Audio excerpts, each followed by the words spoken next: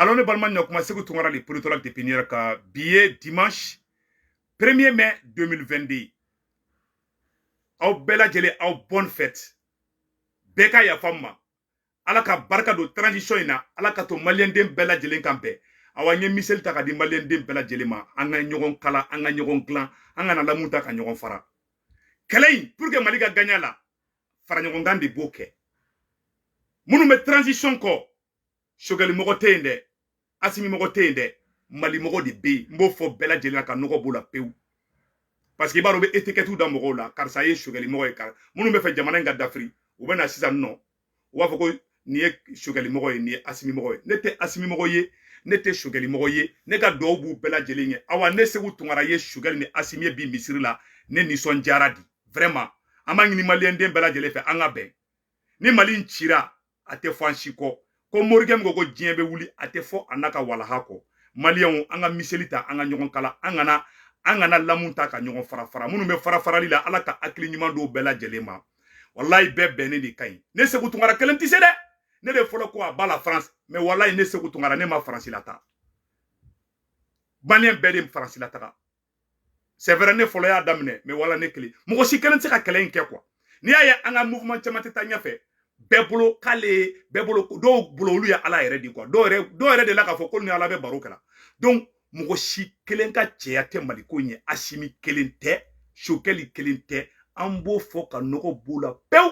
asimi kelen te de Malien audido shokeli kelen te de Malien audido awa Malien au be fou ni folo libe nyasi ma folo ma oye Mali peuple da to ni ay asimi be kariapi ki d'ici da France d'ici là a jigi e jonye a jigi te gonjigi baye a jigi te waraye a jigi te faliye asimi jigi ye adamadenw de malien den munun ko kan te franci fe be bella jele fo che shika che yate malien den bede do mama wula ki I chesrini kele ko la ala ka barka do a bella jele na ala kan to nyonye ala kan ben ala kan nafiki do an nyonche janfa ba de Mali contrôle la information chama be bi ka fo malien den bella jele ngena information dogolen chama be bi complot chama be ka tracer Mali contre la bi mena secret be boka ira o bela jelena bi video in kadi ay video in aya partager dien be ka soro Malien on ye lamun ta ka da o bela jelema anga lamun ke anga mesel ta ka da o bela jelema anga miseli ke ka nyogon kala anga na lamun ke ka nyogon fara mbo fo mbe siga kan les faux problèmes ango da krefe ni tara mokti dugube bi ni tara ka ta kuma were fo olu mogo be jumena u mogo be sécurité de la Mali mogo be fen jumena bi sécurité kuma miseni fenfe be no anga beda kerefe anga nyesi ba Mali bayima anga asimi deme anga sugali deme balimaw o de do awa mena asimi ni sugali fana photo ira awla o kofe janfa jugu ba chama ne be ka préparer Mali contre la CEDEAO bolo ONU bolo Amérique bolo France bolo OTAN bolo mena secret be boka da sisan bela jelenga me anyo de fo anteta takana tala de donc photo munu yera anya me ko Guinée président ko e 3 ans da ma transition na anga sikango fana ko la je ko Burkina 3 ans de transition Guinée 3 ans de transition donc Malita kali san flatte soro oula na metla ka do détail bela jelena sera be ka janfa jumen clan Union européenne be ka janfa jumen clan France be ka janfa jumen clan segu tungara be awla bo bela jelen kalama tout de suite ali chete ba fanka balimaw ayre kani photo la je ni be benyaji bo na fora bi anga président de la république ani premier ministre de sigile flo be ka seli misiri kelina amba fode ma Mali mago be ni de la Mali mago be ni la Malien ka fa bela jelen ngena anya be ni photo na ne premier ministre Sogeli ani président Assimi ani gouvernement mogo nu u bela jelen ne fara nyogon ka ta misiri la ka ta itege di nyogon ma ka ta seli ka duwa do Mali ya rabi ala ka duwa in bela jelen mene Malien oro temene ka voilà mba nya fo Malien den bela jelen ngena angana kuma fo kuma be na ni farali Malien angana do futine kono kuma be naka mogo bobo nyogona angana do kono sauf mogo mi te Mali fede mogo ko kabe France de fe o ye Mali jugudi mais mogo de ko kibe Mali fe ambe kan tege di nyogoma jogo jugun do benela jogo jugun do be ela an shi dafalente na nga me nyogo sogobe wallahi Mali inte jo mbo fo bela jelengena ka nogo bola pew premier ministre Sogeli et président Assimi oluka équipe fla de be ka Mali bo yona bi premier ministre naka équipe ani président naka équipe olu fla compléter Assimi kelente do wulila ka mangankolo ci ko bena ni farali u yere ka intérêt personnel la olu mogo ye échecita bi parce que Malien bébé Assimi ni Sogeli de fait donc munu ye échecita u be ka don wo kono o bɛ ka sa téléphone de ci allo i b'a dɔn politologue ye wari minɛ koyi Choguel ko Choguel ye 300 millions de di politologue ma dɔw yɛrɛ bɛ k'i kale kuranɛ la koyi ko wari bɛɛ dira ne ma ja wari bɛ ne bolo koyi aw tɛna jɔ ara na n ka wari dɔ d'aw ma depuis ala ka ne dan bɛ n bolo kɔrɔta o activité k'i bɛ Mali fɛ ni ne a tɛ yen m'a fɔ n ko n kelen bɛ Mali fɛ dɛ mais ko Mali kanu engagement min bɛ ne Segu Tunkara la k'a bɛ Mali vidéo man na activiste la a tɛ yen o ye kelen filanan min ye depuis n ba ka n wolodon fo bi depuis ala ka ne da fo bi mɔgɔ ma deli ka ne minɛ ko nin minɛ i ka taa nin vidéo kɛ ni mɔgɔ min y'a kɛ n'a ye sutara n ti yafa tigi ma ni mɔgɔ min b'a kalama n'a bɛ ka bɔ ka fɔ n'a ma bɔ na prévu ye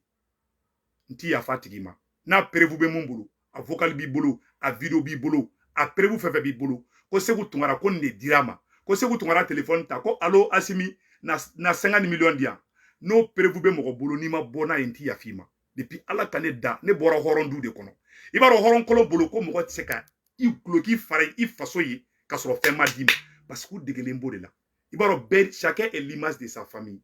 ne bɔra du min kɔnɔ anw de b'an yɛrɛ faga mɔgɔw nɔfɛ anw de bɛ dunan na du anw de bɛ mɔgɔ nɔfɛ mɔgɔw k'i dɛmɛ k'i dilan ka sɔrɔ an ma kɛ intérêt personnel la ne ye n fa ye k'a kɛ ne ye n mɔkɛ ye k'a kɛ ka mɔgɔninfin bisimila ye k'a dɛmɛ ka guloki fara nɔfɛ ka sɔrɔ a tigi tɛ ka sara ne mɔna o du de kɔnɔ awa ne y'o jeli de ye awa je suis fier de ma famille mɔgɔ min mɔna du kɔnɔ intérêt du kɔnɔ galon bɛ tigɛ du min kɔnɔ o tɛ se ka da ne la non mais bɛɛ n ye mɔgɔw kuma cogo yɛrɛ ye i b'a dɔn mun bɛ sɔn mun ma bɛɛ bɛ dɔn réseau in sanfɛ ni Asimi filila sini ne Segu Tunkara bɛ bɔ ka ci f'a ɲɛna ni Choguel filila sini ne Segu Tunkara bɛ bɔ ka ci f'a ɲɛna i ye mɔgɔ min ka wari minɛ i tɛ se ka hali o critiquer i ye mɔgɔ min ka wari minɛ i y'o ka jɔn de ye awa ne tɛ jɔn ye ne ye hɔrɔn de ye awa ne bɔra hɔrɔn du de kɔnɔ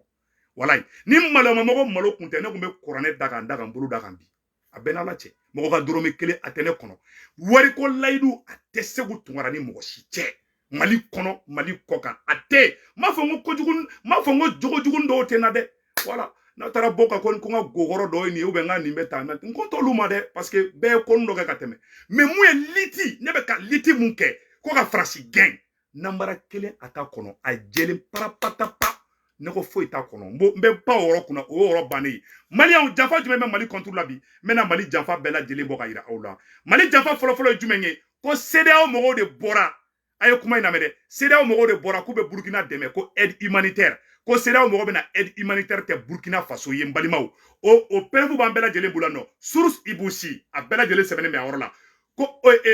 Guinée fana ko Guinée président ko k'ale ka transition ye 3 ans de ko k'a tɛ tɛrɛmɛ awa kelen tɛ fara kan donc bi an bɛ yɔrɔ min na bi ko l'armée malienne Mali armée bɛ se ka opération kɛ hali dibi la hali ni san bɛ ka kaba bi Mali armée bɛ se ka bɔ ka taga ka frappe kɛ yɔrɔ la ka na Mali armée bɛ se ka taa ka bɔ yɔrɔ bɛɛ ka frappe kɛ an b'a fɔ bravo à l'armée malienne et bravo au peuple malien maliyɛnw an ka kɛ Mali fɛ an ka mɔgɔ ko bɔ a la pewu a ye kɛ Mali fɛ aw kana kɛ Segu fɛ a ye kɛ Mali fɛ aw kana kɛ Asimi ko ye aw kana kɛ Choguel ko ye Asimi mɔgɔ tɛ yen Choguel mɔgɔ tɛ yen Mali mɔgɔ de bɛ yen wari ɲininaw tan ɲininaw dɔw de tun bɛ fɛ k'u gulon Asimi la k'a bɛɛ gɛn ka bɔ yen n'u ye bɛɛ gɛn ka bɔ yen olu ni Asimi bɛ jɛ ka tuluji min Segu Tunkara y'o pɔn de kari bi ni barikaden kumana a bɛ lamɛn awa barikaden de bɛ barikaden faamuya barakantan den n'o barikaden kumakan mɛn ŋaɲa de bɛ bɔ a fara la ni ne kumana dɔrɔn kurusa de bɛ dɔw minɛ parce que ni barika t'i la i tɛ se ka ne ka kuma faamuya i bɛ se ka fili ne ka kuma la m'a fɔ n ko mɔgɔ min bɛɛ lajɛ n ko a si tɛ barakantan ye mɔgɔ nanbaratɔ nkalontigɛla soni fana caburu jaburu o tɛ se ka ne ka kuma apprécier a si kɔnɔ dɔw bɛ se ka fili u m'an faamuya kunu u bɛ n faamuya bi mais nanbaratɔ dɔw bɛ depuis u ka wolodon u tɛ se ka kɛ ne fɛ parce que famille tɛ kelen ye ne mɔna du kɔnɔ i bɛ se ka wuli ka mɔgɔ nɔfɛ kɛlɛ kɛ k'a dɛmɛ fi sabilillahi ne bɛ ka Asimi dɛmɛ fi sabilillahi ne tɛ Choguel mɔgɔ ye dɛ ne tɛ Asimi mɔgɔ ye dɛ ne bɛ tantoli min da Asimi kan ne t'a da Choguel kan a ye taa n ka vidéo bɛɛ lajɛ u t'a fɔ ko Asimi wari di yan dɛ minnu bɛ fɛ k'i gulon Asimi na minnu tɛ Choguel fɛ u bɛ na n'o argument di mais a ye ne kɔ woloma ne ye école karamɔgɔ kɔrɔ de ne ye maîtrise kɛ Mali la Thierno Ndiaye ouverture média ne y'a kalan ka tɛmɛ ne ye n ka jamana servi dignité kɔnɔna na ka na Amérique yan ne bɛ n bolo kɔrɔta réseau la ayi Facebook la ne bɛ n bolo kɔrɔta dɛ awa ne jɛnɛba ko denyɛrɛnin m'o la bi liti in kɔnɔna na ayi o cɛ tɛ k'i jɛlen bɛ ne awa ne bɛ tiɲɛ fɔ n'i y'a ye i bɛ tiɲɛ fɔ i bolo madalen bɛ ko dɔ de ma parce que je n'ai rien à me reprocher. Ma ko wɛrɛ fɔ dɛ mais n bɛ liti mun kan n b'o wa fɔ o li n bɛ li mun kan n'o ye faransi gɛnni ye nanbara t'a la foyi t'a la hɔrɔnya kɛlɛ de ne ka kɛlɛ ye mais n m'a fɔ n ko jugujugu dɔw tɛ n'a kɛrɛfɛ dɛ ayi n m'a fɔ n ko n jɛlen don 100% dɛ adamaden si ma dafa hali Asimi n'i y'a ka dossier gosi i bɛ taa sɔrɔ a yɔrɔ dɔ bɛ yen a ye fotipiya kɛ bɛɛ bɛ ten jugujugu dɔ bɛ bɛɛ la n m'a fɔ a ka taa sɔgɔbɛ dɛ a ka gokɔrɔ dɔ bɛ yan fɛ dɛ ou bien a bɛ taa n kɔntɛ olu ma dɛ mais yɔrɔ min na bi walayi bilayi n bɛ ka n ka kɛlɛ kɛ hɔrɔnya ni danbeya la awa mɔgɔ ka dɔrɔmɛ kelen tɛ n kɔnɔ fana awa n bɛ n bolo kɔrɔ ta cɛ si tɛ se mais mɔgɔ mana du kɔnɔ ni namara bɛ du min kɔnɔ namara tɔ bolo ko bɛɛ y'a ɲɔgɔnna si de arnaqueur bolo ko bɛɛ y'a ɲɔgɔnna si de donc an ka tɛmɛ o yɔrɔ kan an mɛnna o yɔrɔ kan kojugu nafa foyi tɛ ninnu na maliyɛnw n ye miseli d'aw ma an bɛɛ ka ɲɔgɔn kala an kana fara bi a y'a lajɛ dɛ à noter désormais l'armée malienne a la capacité de bombarder la nuit et atteindre ses cibles une avancée notable bi Mali armée bɛ se ka su bɛ ko u bɛ bombardement kɛ u b'a sɔrɔ bi n balimaw an bɛna don détail tɔ la an ye information dɔ fana sɔrɔ aide humanitaire la CEDEAO donne 10 000 tonnes de vivres au Burkina Faso ko CEDEAO ye dɛmɛ ta k'a ɲɛsin Burkina Faso ma ko CEDEAO ye dumunifɛn malo b'a la ɲɔ b'a la kilo 10,000 ka camion fa malo ni ɲɔ la ka taa di Burkinabɛw ma coup d'état kɛra Burkina dɛ coup d'état kɛra Mali la dɛ mais CEDEAO de filɛ ka taga malo ni ɲɔ ta ka taa di Burkina mɔgɔw ma k'olu ko bila u kun k'u k'u kɛ k'u yɛrɛ dɛmɛ o kun tɛ dɔwɛrɛ ye Burkina bɛ fɛ k'i ɲɛsin Irisiw de ma Burkina sɔrɔsiw bɛ ka gɛrɛ Asimi la u ni Asimi bɛ ka baara kɛ sisan CEDEAO de wulila sisan CEDEAO bɛ ka nafolo de ta ka di Burkina mɔgɔw ma Burkina ɲɛmɔgɔw ma sisan u bɛ ka wari di Burkina sɔrɔsiw ma u bɛ ka malo d'u ma u bɛ k'u dɛmɛ o kun tɛ dɔwɛrɛ ye k'u nɛgɛ walasa u ka t'u ka janfantɔn in na n balimaw o ye nouvelle fɔlɔ ye waati min na an kan ka fara ɲɔgɔn kan dɔw bɛ ka na ni farafarali ye a y'a lajɛ dɛ CEDEAO ni Faransi bɛ ka complot min kɛ dɛ o tɛmɛnen kɔfɛ ka bala tuguni balimaw n bɛna kuma dɔ fɔ a ɲɛna dɔw bɛ sɔn ka kasi bi n'a fɔra ko Ukraine bɛ ka bombarder bi ONU ɲɛmɔgɔba bolila ka taa Ukraine ni ye ONU ɲɛmɔgɔba de a jɔlen filɛ Ukraine Libi cira ka Mali ci ka Burkina ci ka Niger ci a ye ONU ɲɛmɔgɔba ye k'a nana Mali la k'a nana lajɛ ko an ka dugu kelen cira terroriste bolo ka Libi bɛɛ bombarder a ye ONU ɲɛmɔgɔ ya ONU ɲɛmɔgɔ filɛ Ukraine c'est pour que k'a fɔ aw ɲɛna diɲɛlatigɛ in na quoi aw bɛ ka kuma mun kan corruption wo égalité wo a bɛɛ nkalon kuma de tubabuw de loi nin dilan awa olu de bɛ loi in violer don o don Asimi transition in n'i bɛ fɛ i ka fanga in si ka k'a la ni constitution kolon in ci ka bɔ yen i ka fanga in ka tarabasu ka fanga in k'i yɛrɛ ta ye tubabuw k'i nɛgɛn ko démocratie tubabuw k'i nɛgɛn ko liberté d'expression a bɛɛ manamanakan de n bɛ ka tiɲɛ de f'i ɲɛna mɔgɔ mɔgɔ n'a y'a ɲi wɛrɛ Bamakɔ ko malo prix ka gɛlɛn sukaro prix ka gɛlɛn sɔrɔsiw dɛsɛra sɔrɔsiw ka bɔ yen Asimi kan ka marteau de la k'a bɛɛ ɲin kari n bɛ ka tiɲɛ de f'i ɲɛna bi on en a marre de ces choses là a y'a lajɛ ONU Amérique noire bɛ faga Amérique yan Amérique noire cɛ mun fagara Amérique yan bilahi talahi policier tubabu cɛ mun ye Amérique noire faga u y'a libéré ala ma mɛn depuis ala ka diɲɛ da finman de bɛ bila kɔfɛ awa finmanw yɛrɛma fana tɛ ɲɔgɔn fɛ Barack Obama kɛra président ye Amérique a ye Afrique bɛɛ ci c'est à dire finman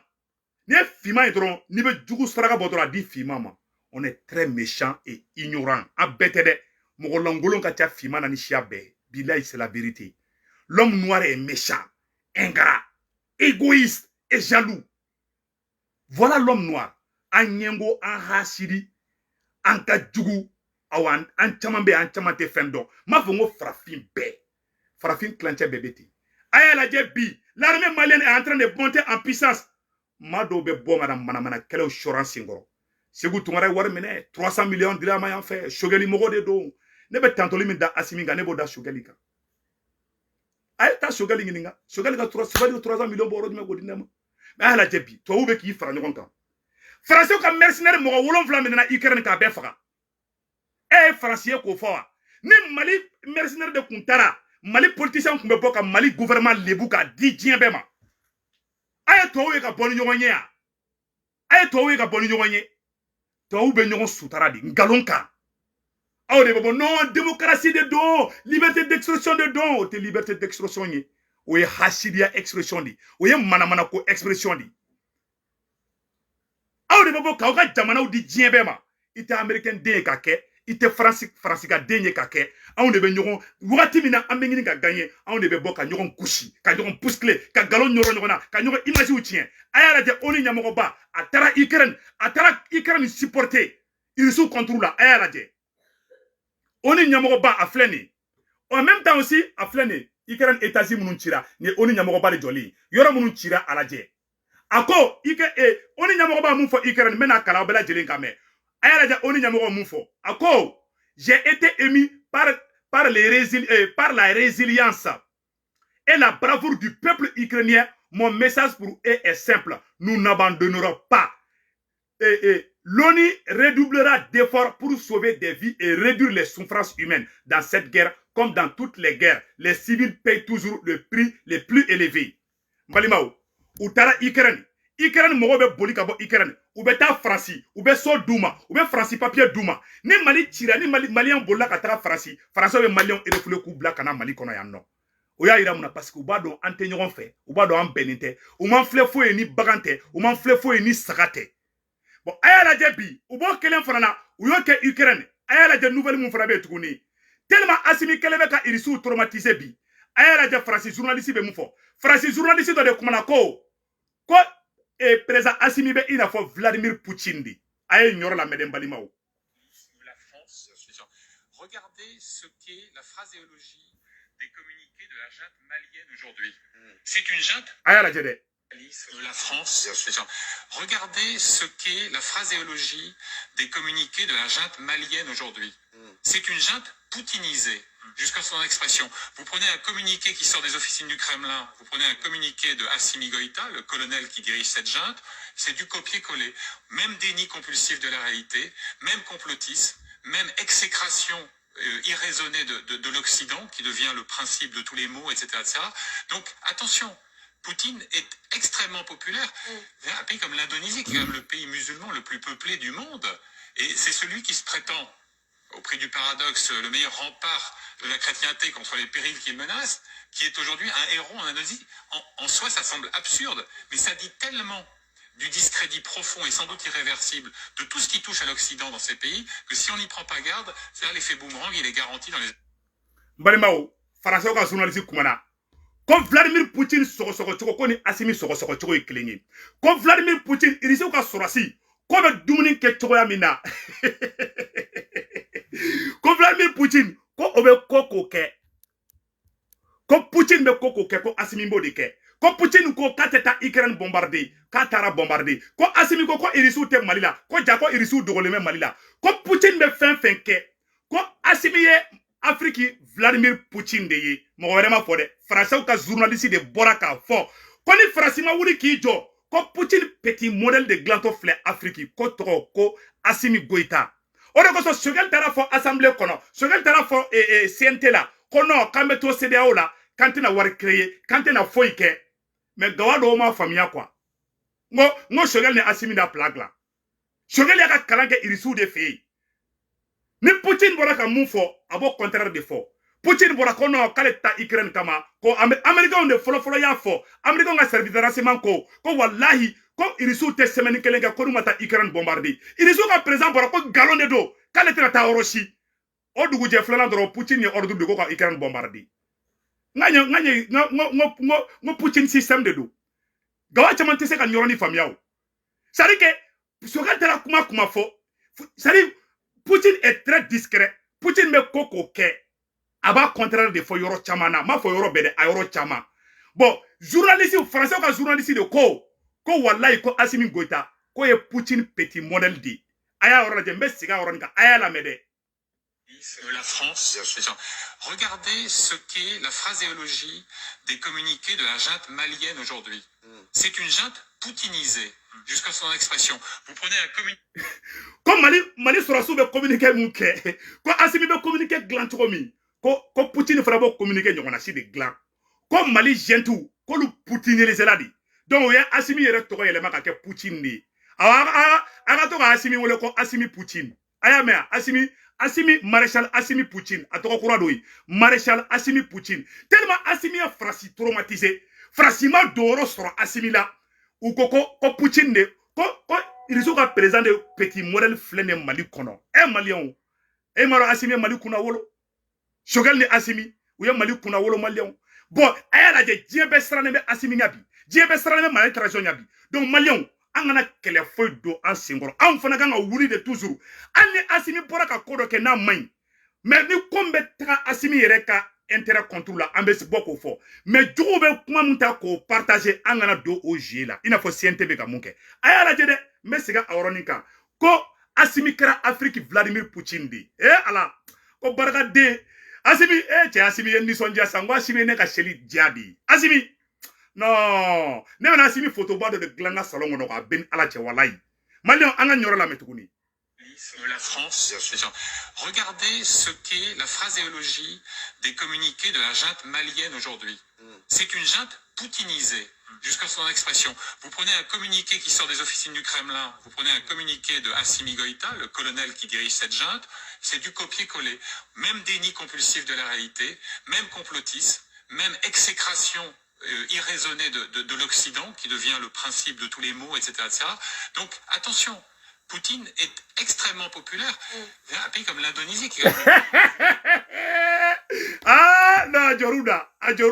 Francisco kaka kolosi de. Ko Poutine jeli makadi de. Ko Assimi fana jeli makadi. Awa kele bana ko. Francis est sur la kolu perdi là. Et va Francis manga mea. Ko attention de. Ça nous traumatise là de. Nous donna womina. Obeta Assimi jole soro nyena. O yere ko Français ko dibidibila de soro Assimi bolo. Ça ni Francis il do woni mina. Obeta Assimi jole soro o wo kungolo la. Assimi ni Choguel ka fenge o de keleme ka fablen do la donc balima o an ka taga fe amena sigi video en katuguni pour une dernière fois mogo mun nangali na olu kala je sa de la France. Regardez ce qu'est la phraséologie des communiqués de la junte malienne aujourd'hui. C'est une junte poutinisée, jusqu'à son expression. Vous prenez un communiqué qui sort des officines du Kremlin, vous prenez un communiqué de Assimi Goïta, le colonel qui dirige cette junte, c'est du copier-coller. Même déni compulsif de la réalité, même complotisme, même exécration irraisonnée de l'Occident, qui devient le principe de tous les mots, etc. etc. Donc, attention, Poutine est extrêmement populaire. Un pays comme l'Indonésie, qui est quand même le pays musulman le plus peuplé du monde, et c'est celui qui se prétend, au prix du paradoxe, le meilleur rempart de la chrétienté contre les périls qu'il menace, qui est aujourd'hui un héros en Indonésie. En soi, ça semble absurde, mais ça dit tellement du discrédit profond et sans doute irréversible de tout ce qui touche à l'Occident dans ces pays, que si on n'y prend pas garde, ça a l'effet boomerang, il est... Konu mauli kijo, koni Francis mauli ka jo. Ko Poutine petit modèle de fla Afrique de. Ko Poutine du jeli makadi. Ko Assimi fana jeli makadi. Ko Français ka wuli kijo, koni magorombe sino la kaka wuli ka jo. Assimi ala ka baraka do la. Ala kana foyi ka Assimi la. Mbalima oro temene ko fe ka bara tuguni. Ay Américain ka ambassade de Bora Malla. Kubina attaque do ke Mali contre la. Ayaw kolosi kuma ina. Ne yɛrɛ américain de n tɛ dogo aw la dɛ moi je suis citoyen américain n tɛ dogo aw la dɛ mais Amérique Faransi Allemagne Angleterre wallahi ninnu bɛ b'i fara ɲɔgɔn kan Mali contre la bilayi Assimi u bɛ ka mun fɔ o tɛ kibaruya duman ye dɛ ko Amérique citoyen fɛn fɛn bɛ Bamako k'u k'u kɔlɔsi ko terroristes bɛna attaque dɔ kɛ Bamako kɔnɔna na ko ambassade daw la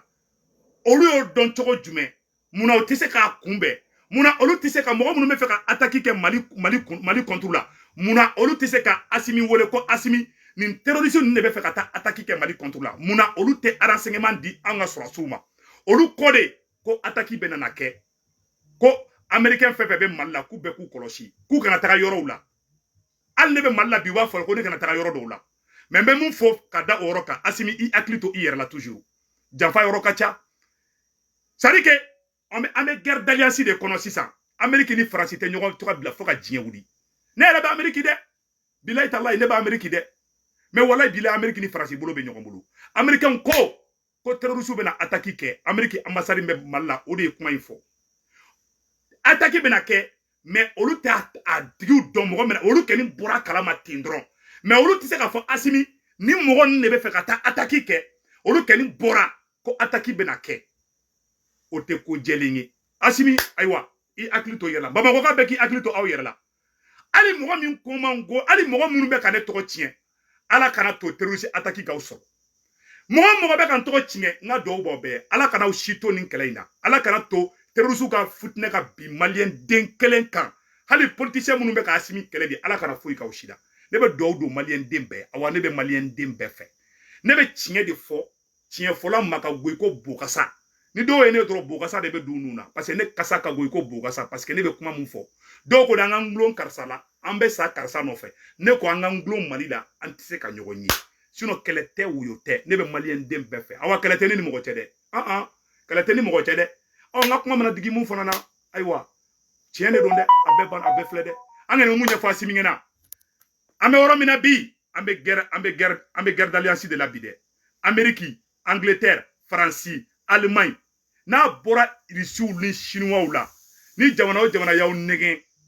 k'u b'aw fɛ n'u y'aw sɔrɔ u b'aw sogo ɲimi parce que aw de bɛ ka force di Rusiw ma aw sababu bɛna to Burukina bɛ ka jarabi Rusiw la aw sababu bɛna to Côte d'Ivoire bɛna jarabi Rusiw la aw ye menace de Asimi ye menace de Amérique ma Asimi ye menace de Allemagne ma Asimi ye menace de pays OTAN bɛɛ lajɛlen ma awa n'a fɛn fɛn nana ko teriya tɛ jahiliya de don ala sago aw sago ne kɛ ne ta bɛɛ fɔ ne ye ta yɔrɔ bɛɛ fɔ ka bɔ b'a la pewu donc an bɛ mun ɲɛfɔ maliyɛnw ɲɛna yan'an ka don fɛngɛ yɔrɔ la an b'a ɲini président Asimi fɛ a ka fɛɛrɛ sugu bɛɛ kɛ a ka fɛngɛ mun bɛ yen nɔ constitution in n'ani CEDEAO bɛnna kan na a ye constitution in ci ka bɔ yen Asimi ka fanga in ta ka k'i ta ye manamanakanfɔw ka dabila sinon jugu ka ca dɛ ala ka barika don transition in na an y'a ye tuguni u bɛ ka evuru kɛ an ka Mali sɔrɔsiw nisɔndiyalen bɛ maliyɛnw n'a ye nin video lajɛ a bɛ sɔn ka dɔ la kasi a ye Mali sɔrɔsiw lajɛ u bɛ ka dɔnkili min da yan